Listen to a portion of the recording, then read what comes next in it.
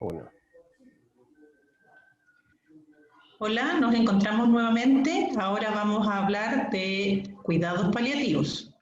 Y esto lo vamos a hacer a través de casos clínicos. El primer caso clínico es un caso de cuidados paliativos no oncológicos. ¿Quién podría leer el caso? Yo voy a leer el caso. Usted está a cargo del programa de postrados y realiza una visita domiciliaria a una mujer de 45 años con antecedentes de cirrosis biliar primaria que estuvo en lista de espera de trasplante hepático, pero la sacaron de la lista hace 3 meses. Previamente se alimentaba sola, consistencia papilla, requería ayuda de 2 personas para bañarse e ir al baño. Pasaba la mayor parte del tiempo sentada en un sillón. Vive con sus 3 hijos y marido que se turnan para cuidarla. Esposo trabaja de guardia, su hija mayor de 20 años es administrativa en el consultorio y sus 2 hijos de 10 y 8 años asisten al colegio. Hace un mes que su condición clínica ha empeorado, permaneciendo en cama, con episodios de desorientación, mayor ictericia y prurito, provocándose varias lesiones cutáneas por grataje. Come muy poco por náuseas importantes con deposiciones cada 3 días. En los periodos de lucidez se queja de dolor EVA 3 de 10 difuso que le dificulta moverse en cama y tiene los talones y el sacro con eritema. La hija mayor relata que ha tenido problemas en el trabajo por tener que cuidar a su mamá y que su papá casi no duerme. Llora en las noches, reta a sus hermanos pequeños, los que también lloran a cada rato y no quieren ir al colegio. Se sienten sobrepasados y le solicitan ayuda porque la paciente manifestó que no deseaba morir en el hospital. Bueno, sería interesante partir analizando un poco el caso y comentar qué cosas le llaman la atención.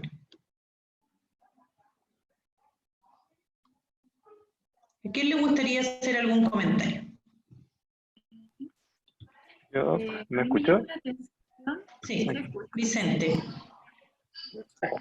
No, muy cortito, solo quería destacar que es un caso de los que uno le cuenta normalmente, de los que uno se enfrenta, por ejemplo, en bioética, quizás los alumnos han visto casos así. Destacar que la paciente aquí tiene 45 años. Entonces, es bien interesante como en un caso así, de que se iba a trasplantar y que al final ya no está en la lista, de que uno sabe más o menos cuál va a ser el pronóstico y uno ya tiene que tener en cuenta qué tan más o menos preparado está una paciente de 45 años con un diagnóstico así. Eso. Okay, Creo que Francisca va a decir algo. Pero te llama la atención que no es la edad típica que uno piensa que son los cuidados paliativos, uno siempre tiende a pensar que es más un tema de personas mayores. Pero buena observación, el cuidado paliativo puede verse en la infancia, en los adultos jóvenes, en cualquier momento de la vida puede darse esta situación de necesitar cuidado paliativo. ¿Qué más iba a comentar? Yo iba a comentar que lo mismo que vi, que una mujer joven, que uno no espera que esté en cuidados paliativos si no es por cáncer, y que eso debería quedar claro, que en paliativo no solo ingresan pacientes así, y que la carga de los cuidadores es bastante intensa, porque bueno, uno cree que la enfermedad afecta solo a los pacientes, pero afecta a todo su entorno, al esposo en el trabajo, a los hijos tampoco quieren ir al colegio.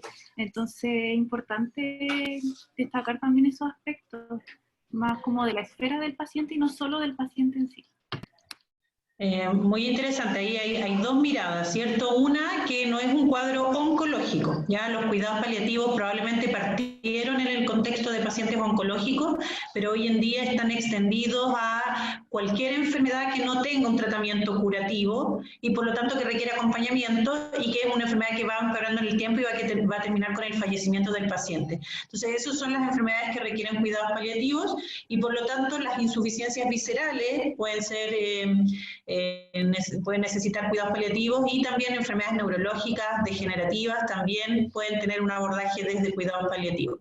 Ese era un tema importante que planteaste tú, y lo otro es que la problemática no es solo del paciente, sino que hay que mirarlo de forma integral porque afecta a toda la dinámica familiar, ¿ya? Sobre todo en estos casos donde el paciente es más joven y por lo tanto los roles que tiene son, ella es una mamá, ¿cierto? Probablemente antes trabajaba, es esposa, y todos esos roles están cambiando en relación a esta enfermedad que está teniendo. Muy bien, entonces ahora que hemos analizado algunos aspectos del caso, podríamos ir a responder las preguntas.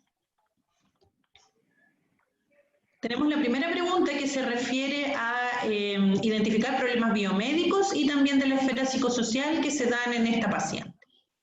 ¿Quién puede responder eso? Yo voy a responder. Bueno, los principales problemas que podemos identificar en este caso son las náuseas que tiene esta paciente, que le dificultan la alimentación, el delirium, porque habla en que tiene momentos de lucidez y momentos en los que no está lúcida, el prurito generalizado, que le ha generado varias lesiones por grataje. Las zonas eritematosas en sacro y talones son compatibles con úlceras por presión en su etapa inicial, y el dolor. Y bueno, y en cuanto a la esfera social, tenemos el trastorno de ánimo del esposo, que esto probablemente nos habla de una sobrecarga del cuidador, y de la hija, los problemas laborales. Ok, perfecto. De este análisis, que está muy completo, podemos destacar lo importante que es indagar en los múltiples síntomas y signos que pueden tener los pacientes que están en cuidados paliativos. Ya a veces pensamos que el principal problema es el dolor, y probablemente es así en general, pero hay muchos otros problemas que se pueden pesquisar a través de la anamnesia o del examen físico, entonces es importante tenerlos en la cabeza y irlos a buscar. ¿Ya? Y aquí entonces salió una lista de problemas que probablemente vamos a tener que hacer un plan de manejo bien integral de esos problemas. Muchas gracias. Vamos a la segunda pregunta, que se refiere a medidas no farmacológicas y farmacológicas que se pueden plantear para el manejo de síntomas de la paciente. ¿Quién pudiera responder esta pregunta? Yo voy con esa, doc. No, entonces, síntoma por síntoma, empezando por la parte del dolor. En este caso, un dolor leve, que ya refiere 3 de 10, difuso. En este caso, podríamos darle paracetamol, pero menos de 2 gramos día, considerando los antecedentes que tenemos. Pero movilizaciones también. es importante destacar eso, porque a veces los médicos tienen mucho temor a dar paracetamol en pacientes con hepatopatía, ¿ya? Así que es importante que lo que tú planteaste, que mientras no sobrepasemos la dosis de 2 gramos al día, no hay problema con indicar paracetamol incluso en daños hepáticos severos. Así que te agradezco que lo hayas mencionado. Sigue, por favor. Súper. Ella refiere que se queja de dolor, que le dificulta moverse en la cama, entonces sería bueno como ayudarle con esas movilizaciones, porque la necesita de todas formas para evitar cualquier tipo de rigidez, cualquier tipo de pérdida de rango, etc. ¿Ya? En la parte de las náuseas, la idea es que la alimentación sea fraccionada, que tenga una adecuada hidratación, y también se puede manejar con fármacos. Ya está la metoclopramida, la domperidona, la bisaprida, y también podría darse antieméticos centrales que van al centro del vómito en el bulbo, que puede ser ondansetron, haloperidol. Ahí hay hartos manejos. Es cierto que todo eso es un excelente tratamiento farmacológico para controlar esos síntomas, pero si la paciente no está tan despierta como para poder administrar vía oral todos estos medicamentos, ¿cómo le vas a dar los medicamentos? Ahí tendríamos que recurrir, y también pensando un poco en la alimentación, requerimientos nutricionales, etcétera, que se beneficiaría de tener una sonda nasogástrica en vez de hacerlo por boca. Ya, o sea, tú dices buscar una vía de alimentación alternativa a la vía oral. Sí, Okay. Está más segura también. ¿Y eso se puede realizar en domicilio o requiere que esté hospitalizada la paciente? A lo mejor podríamos conversar qué opciones, en qué modelos asistenciales uno puede otorgar esos cuidados de salud. sí, o sea, esto tiene que ser, no tiene que ser en domicilio, pero en sí hay hartas cosas que se le pueden ofrecer a una paciente de este calibre. Existe ya la hospitalización, que todos los conocemos, ir al hospital día y noche, etcétera, pero también existen los hospitales de día, existe la hospitalización domiciliaria, entonces eso se podría como otorgar esta modalidad dependiendo de del deseo de la paciente. Ok, o sea, claro, porque si hay que instalar medicamentos por vía nasoenteral o por vía endovenosa, quizás lo que más conocemos es el hospital tradicional, pero si la paciente había dicho que no quería ir al hospital o algo así había mencionado su familia, podemos intentar gestionar otras formas de cuidados de enfermería, los que tú mencionaste. Y ahora, lamentablemente, eso no está disponible en todo Chile, y en los pueblos más chicos, en regiones no siempre está disponible. Pero en lugares a veces más grandes sí están las atenciones domiciliarias, hospital de día o los home care en los casos de ISAPRE. Ya las ISAPRE a veces tienen la posibilidad de llevar a domicilio la enfermera, el paramédico, las bombas de infusión, y eso entonces permite hacer alguna administración de medicamentos que de otra forma tendrían que haber sido hospitalizados. ¿Ya? Entonces es una buena alternativa para los pacientes que no quieren llegar al hospital por ningún motivo. Hay que conocer qué redes tenemos en el lugar donde trabajamos para ver si podemos ofrecer ese tipo de atención, ¿cierto?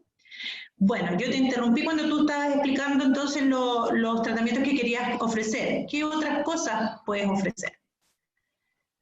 También en el caso de las lesiones por presión, que si bien ya vimos que es un eritema, así que es un grado 1, de todas formas hay que hacer cuidados de la piel. Una buena hidratación, hay que asegurar que haya cambios de posición, por lo menos cada 2-3 horas.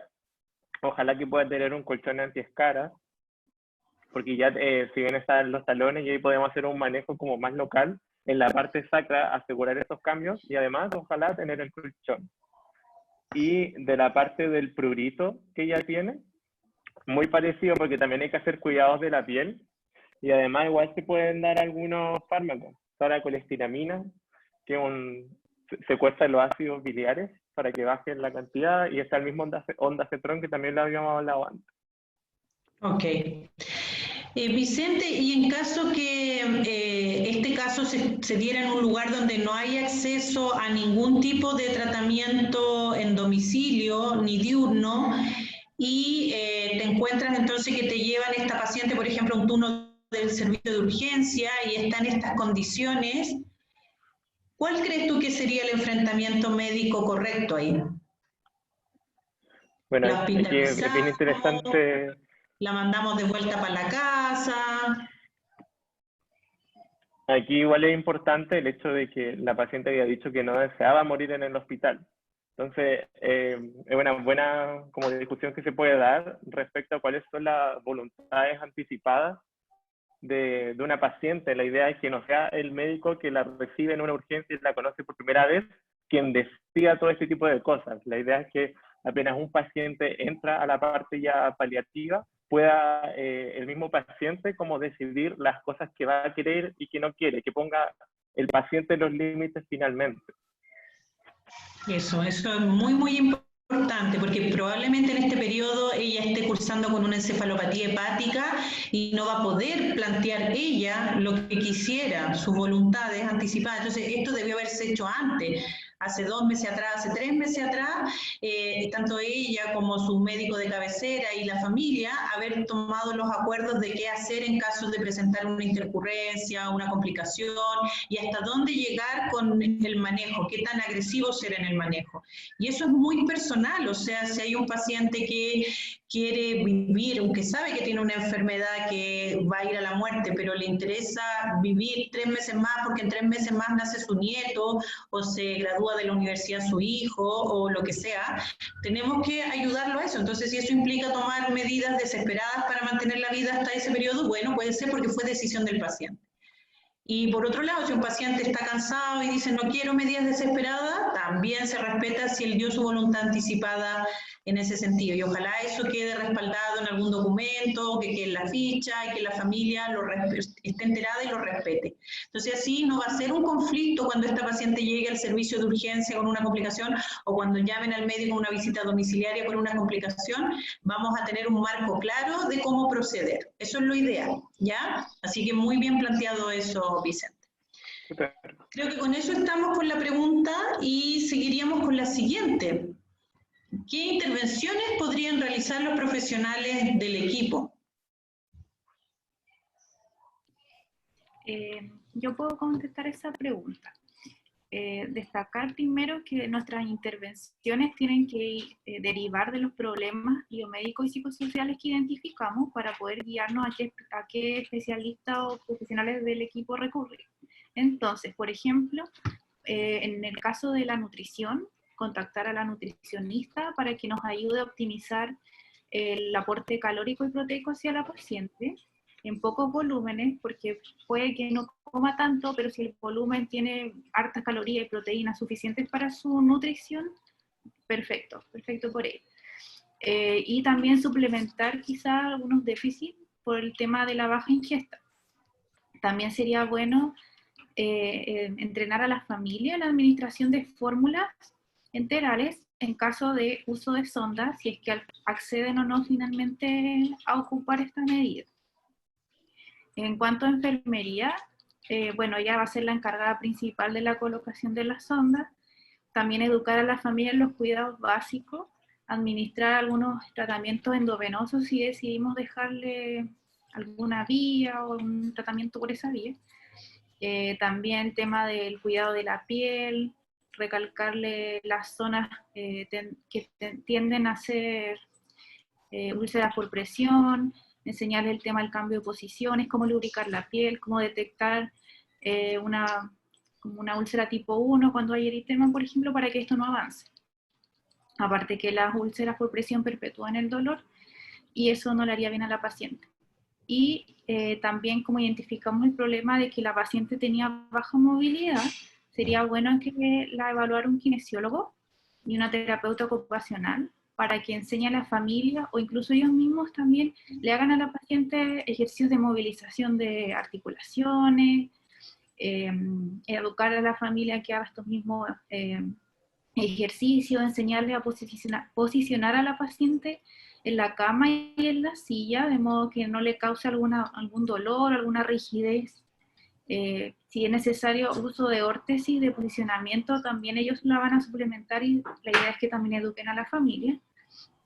Entrenar a la familia en las movilizaciones, transferencias, el aseo de la paciente, algunas técnicas de quine respiratoria. Por el hecho de que ya está mucho tiempo encamada, también tiene riesgo de generar otras cosas como atelectasia o mismas infecciones. Y ya pensando en algo un poco más avanzado, pero que podría mejorar su calidad de vida, sería arrendar un tecle para las movilizaciones y alguna silla de ruedas para cuando ella tenga que asistir a sus controles médicos.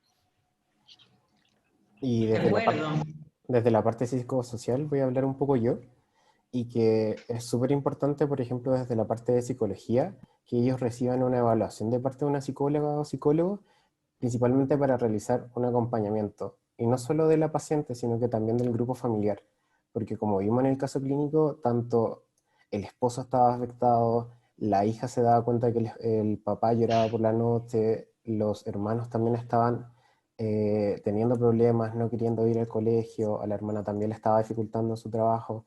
Por lo tanto, sería muy bueno que hubiese tanto un acompañamiento como evaluación y manejo de parte de como todo el núcleo familiar.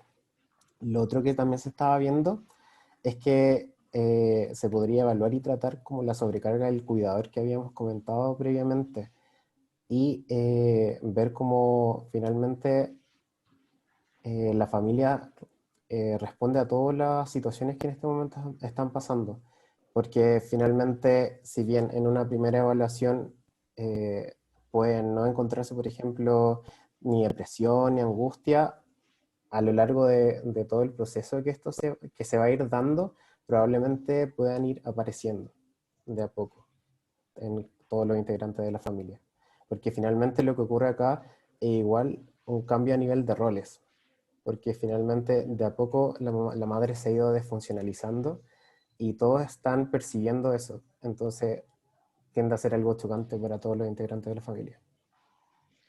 Claro, es verdad. Y el apoyo psicológico y social tiene que ser para todo el grupo familiar porque hay que prepararse para el momento de la muerte y todas las personas llevamos la muerte de distintas formas y en el caso de los niños, porque aquí hay niños involucrados, puede ser más dramático.